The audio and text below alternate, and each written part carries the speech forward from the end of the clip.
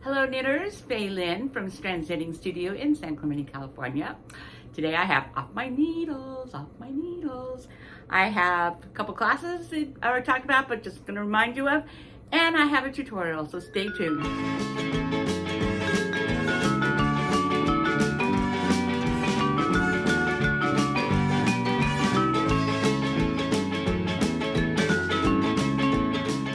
Gotta do the exciting thing first. So off my needles is my Ranunclulus, and yeah, can't quite see the bottom, but it's like, it's perfect. It fits perfect.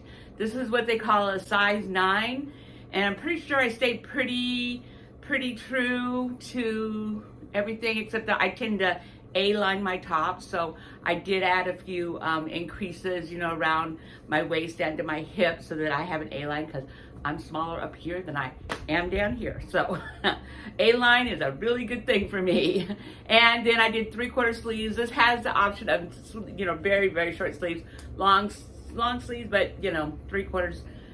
I think they do 3/4 too. So I did 3/4 sleeves because that's what I enjoy. Some really pretty texture stitching going on that makes it the Ranunclulus.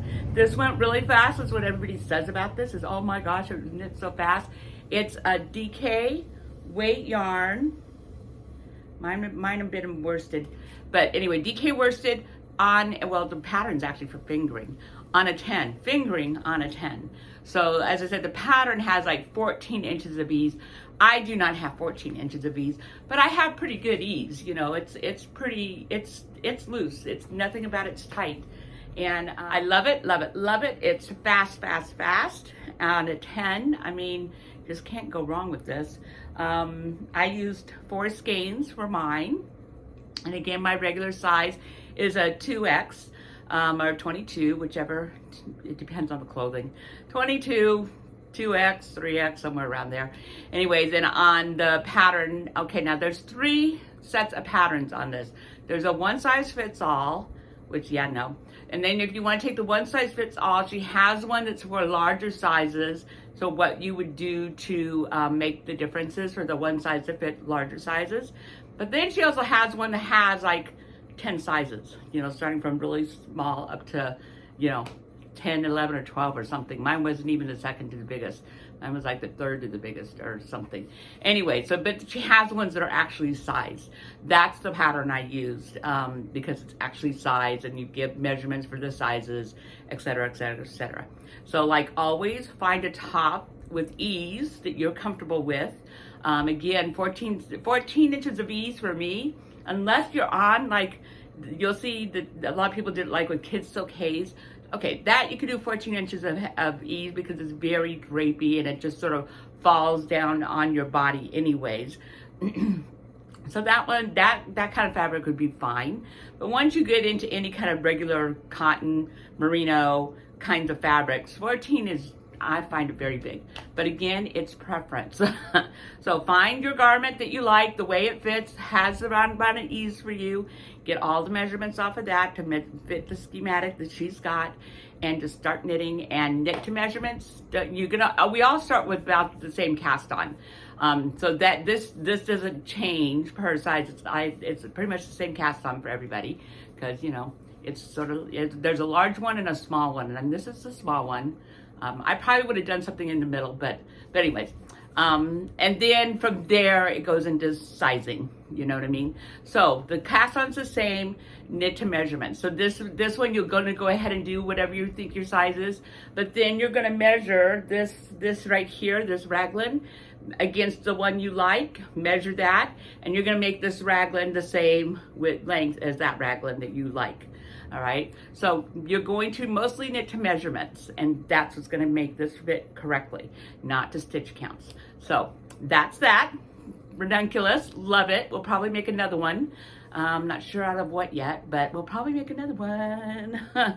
So that's off my needles. The class is coming up. This Sunday is a workshop from 10 to 12, and the blanket squares. If you've been doing the blankets all year, you've got your class this Sunday from 10 to 12. We're doing 3 squares this month. I hope you're ready. If you want to learn more about the blanket square, the blanket will start. This is a year-long project, so we typically do 2 squares a month. And by the end of the year, we've done all our squares, and you can get it sewn together if you will get it sewn together. But you can get it sewn together totally finished by Christmas. And so we will be starting it again in January. So if you're interested, you can come in and look at the squares, look at the blanket, you know, get an idea of what we're talking about. And we meet one time a month for the fourth Sunday of the month and do 2 squares.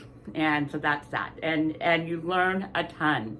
And as I said, I will be doing a video with my people how much they've learned. And you learn a ton. That is the biggest comment I get from all, this will be this is finishing the 3rd year. And that's what everybody says. I just learned so much doing this. Even those who have knitted for a while learned a lot. So anyways, that's coming up. This Sunday is blankets and workshops. So if you want to come in and, you know, work on whatever, you can. It will be filling up though, because the blanket class fills half of it, more than half of it. So there'll only be a few seats left for the workshop people. So get your name in. And then the following Sunday is the owl class and the mermaid class. Yay! So we got our owls, love owls. They're both Susan B. Anderson patterns. So you can get them on Ravelry. Please buy them on Ravelry so we can support her. And these are called love owls. Yep. So as I said before, hopefully you can either, if you know how to do magic loop or small circular knitting, you can knit the body up. And then when you come to class, you can do some of the embroidery and get the embroidery learned. Or if you need to learn how to do small circular knitting, or you want to learn how to do the fair isle, you really haven't done fair isle before, and this is a good fair isle pattern, then just come to class. Well, if you can do small circular knitting, you can do the bottom and be ready for fair isle. Or if you just need to learn the whole thing, just come to class with needles and yarn. So there's lots of different options for preparedness on this class. But they're cute as a button. I love them. Excellent. And so that's the class, part of the class, September 4th. The other part of the class, again, is Susan B. Anderson. So look, she's waving at you guys. Hello. Our mermaid. So this is done out of fingering, but again, any yarn would work. You're just going to go up a needle size as you go up the scale, and you'll just end up with a bigger doll. But we have these little teeny weenies, which you've all seen. We've had these a couple years. We still have lots of colors. You will only need 1 per color, and there's 3 colors here. So you only need 1 per color. And yeah, so that would be the fingering. But then if you did it in sport, you can do it in sport. We have sport colors. We have all the chow, the DK chow, all the solids would work perfectly. And again, you're just gonna go up needle size. I think this is on a 3.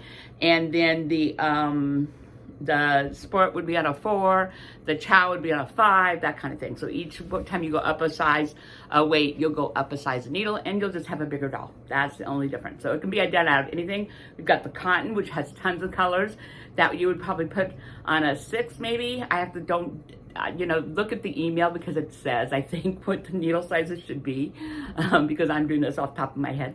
Anyways, this is also on the 4th. So you have both the owls or the mermaid. Don't try to do both of them right now. Pick one.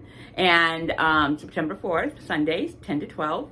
And of course, it's also a workshop. So if you have other things you want to work on, just, get your spot, and you can come to that too. So that's our September 4th classes. And that's our classes for now. I've got more coming up, but that's what we're doing for now. So I hope to see you in class. Okay, so the Christmas project I want to talk about, I'm not going to make this a class. This will be like come to a workshop if you need to, but stockings. So this is the stocking we have in the store.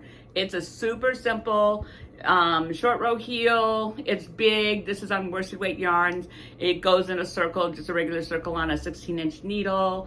And so it's a big, if you ever want to learn socks, this is sort of a good one to do it, because it's all big. You start up here, you can knit for quite a while, and then you'll learn how to do this part, then you'll knit for quite a while, and then you'll learn how to do this part, which is basically the same as this part, only it's on the toe instead of the heel, but they're basically the same process.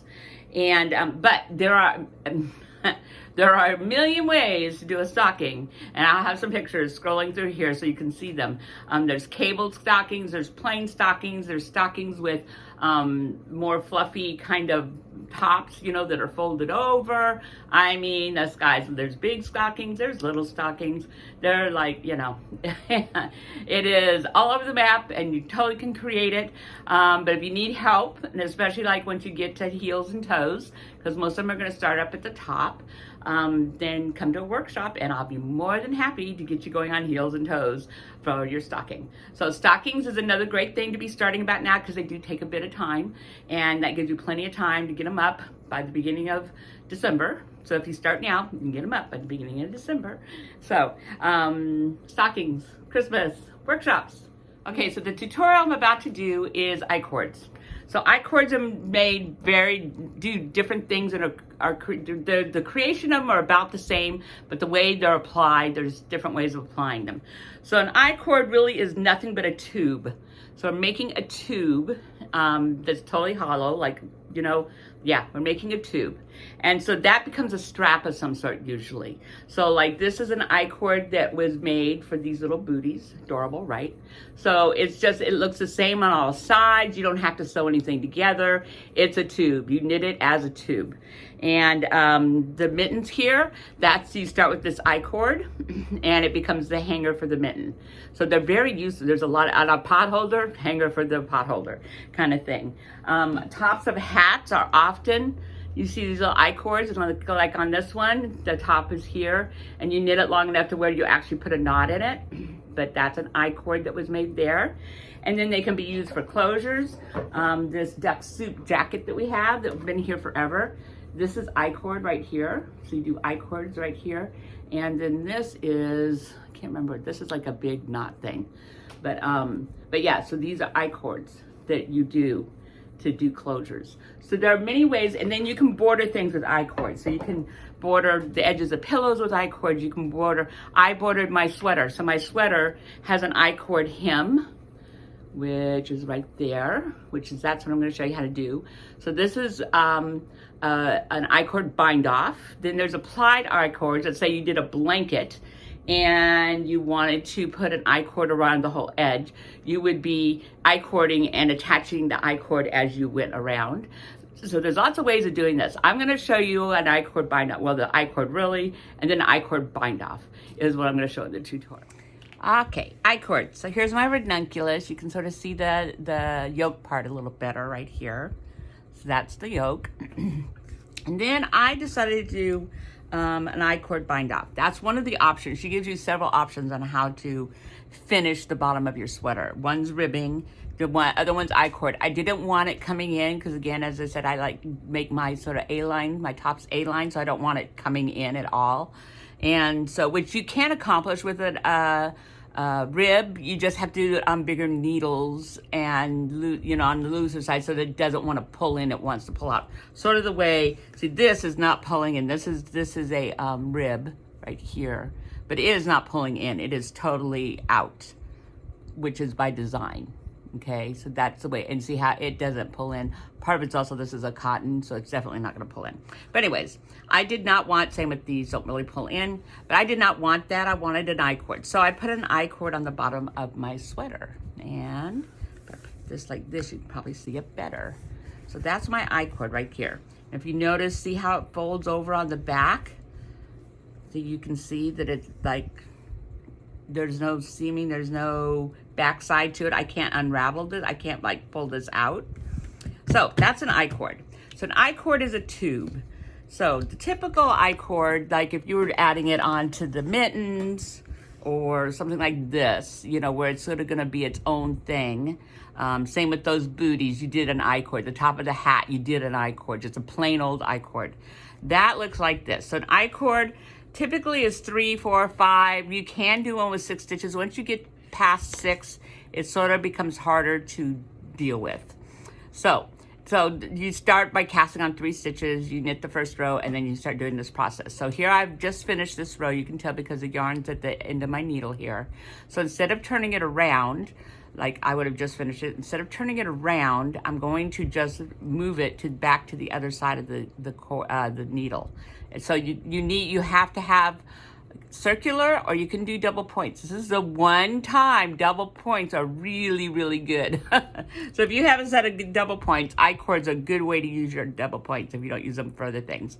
So, but now you will notice as I start to knit this, that my yarn is coming off my back stitch. It's coming off this third stitch. It's not coming off my first stitch. And that's what's gonna pull this stitch around to the front stitch every time. So I'm gonna go ahead and just knit this. And you don't need to pull. Sometimes I pull a little bit extra on the first stitch before I do the second stitch, just to encourage it to wrap around, especially if I'm on 4 and 5 stitches. I might do that. So then you knit your 3 stitches here, and you slide it over to the other needle, and you knit these 3 stitches again and again and again and again and again until your I-cord is as long as you need it to be. Because again, you can use this as a strap for a little crop top kind of thing. There's lots of uses for I-cords. So that's your basic I-cord. That's your basic I-cord. And then when you want to end it off, so what I do is I take the yarn and I go through. So you end up with sort of a flat thing here. And you may need these to sew it on to whatever you're doing it. So you would put it together like this and weave this in. Now this can get woven into, I don't have any needles here, but this is a tube. This is now a tube.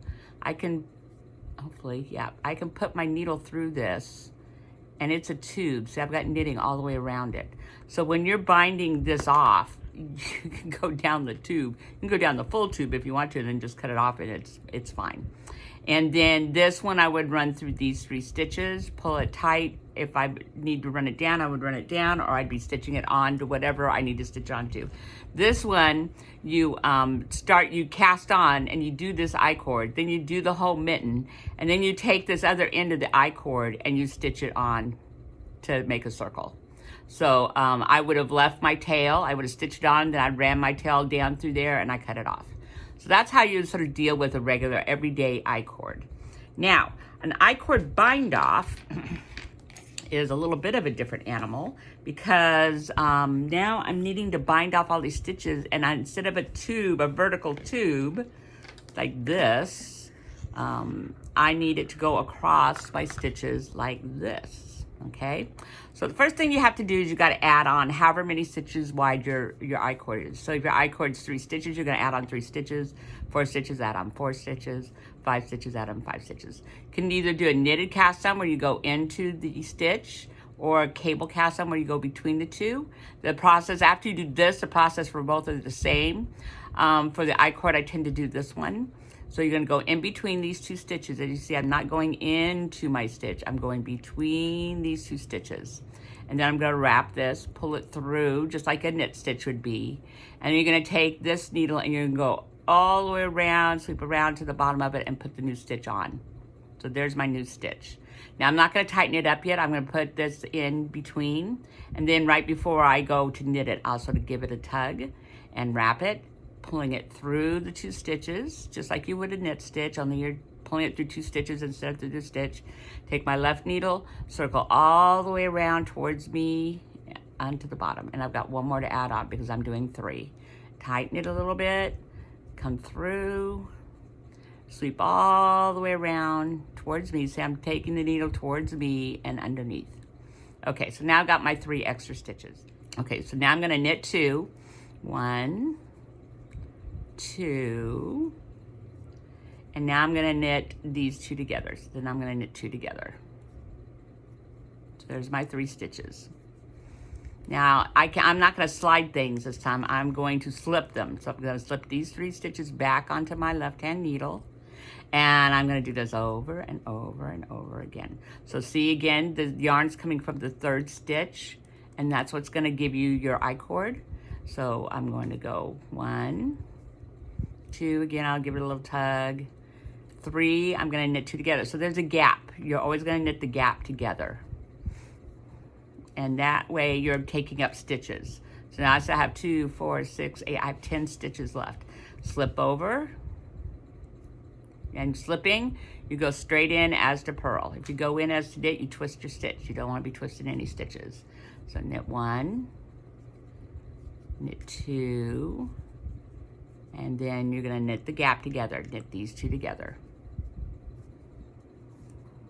Slip, 1, 2, 3, and now I'm gonna go a little bit faster, 1, 2, knit 2 together, slip. You can, if it's easy for you to put all 3 on at one time, you can do that. 4 and 5, not so much, but 1, 2, knit 2 together, slip. 1, 2, knit 2 together. And now, as you can see, my edge is all rounded out. It also will keep a stocking net edge from curling, because this edge, if you don't do something to it, it's just pure stockinette, knit a row, purl a row, and doesn't have anything there. It's gonna naturally curl. There's nothing you can do about that. It does it whether you steam it, you can steam it all. You can steam it all you want. See, this is done on purpose because that's the way to do the brim now. But see, it rolls, and you can't stop it from rolling. It's gonna roll. Okay, stockinette will always roll whatever the edge is. So this keeps the edge. See how this edge is flat now, but this edge would roll if nothing's done to it. It would roll. So that's what you keep doing till you get done, and I will come back when I'm done and show you how to end it off. This is editing Phelan coming in and saying, you know, this I-cord bind off takes quite a while. You're having to do 3 stitches, work 3 stitches to get rid of 1 stitch. So if you have a lot of stitches like I did on the bottom of my sweater, this is going to take several hours. I think this took me probably a good 3 hours to do the whole thing. I did it in 2 different settings. So just remember, this is a slow art, and this is one of the slower parts of the art. Okay, so here I am on my last knit 2 togethers. All right, and now I've done all my stitches. So now you'll notice that first 3 I did, this is a straight edge right here. So I need this to become the ending edge right here. Okay, so I'm going to take my yarn. This one just breaks, so I didn't have to cut it. Put it in my needle. And I'm going to go through exactly back the way I came. So my yarn's here, I'm gonna go through that first. And I'm just gonna go through these stitches. 1, 2, 3, and pull this through.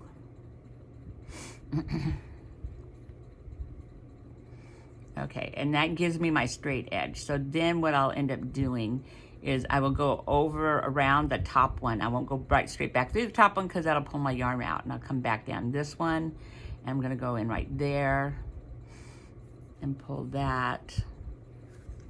And now I have a straight edge too, and I can finish like weaving this in if I need to. It just depends on what you have to do now to finish things up.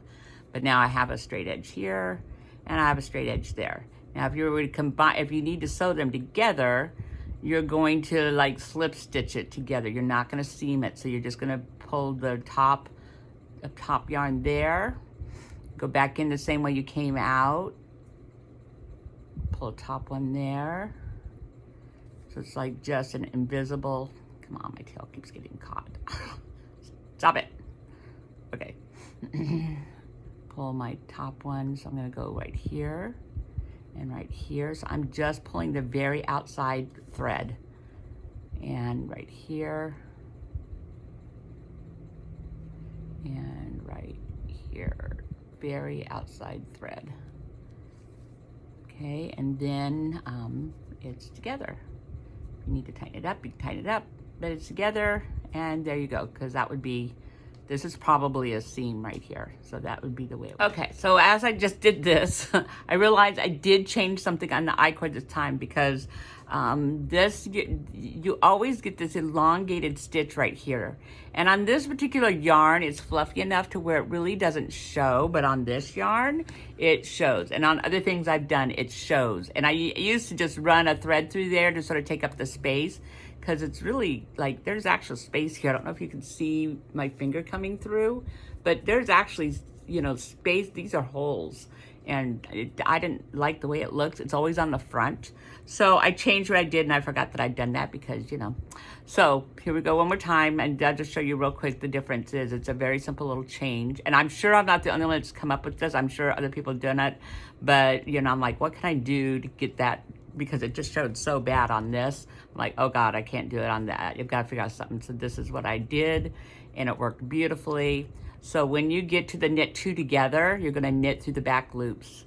So you're gonna knit through, you're not gonna twist anything around, you're just gonna go through the back loops, and you're gonna knit them. And what that does is it twists the stitch. Can you see how there's a twist right here now?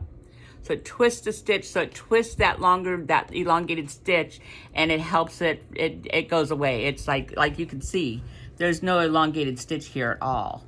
And so it works really, really, really well. So let me do that one more time. And so that's the change I would make. Okay, wait, I gotta cut some of these back this way. Okay, and then you're gonna knit 1, 2, and then go through the back loop. Like that, and that twists the stitch and takes up that space. Okay, and then there's no holes. It's just totally perfect. It's perfect.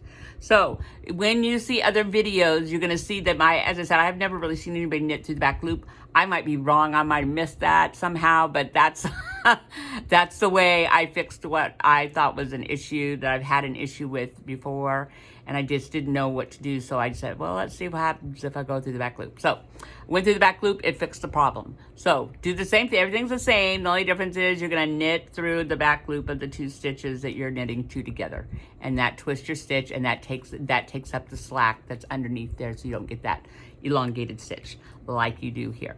So this does no longer exist. That long stitch it goes away because you twisted it. So there you go. There's the upgrade. Hope to see you guys in the studio real soon. Bye.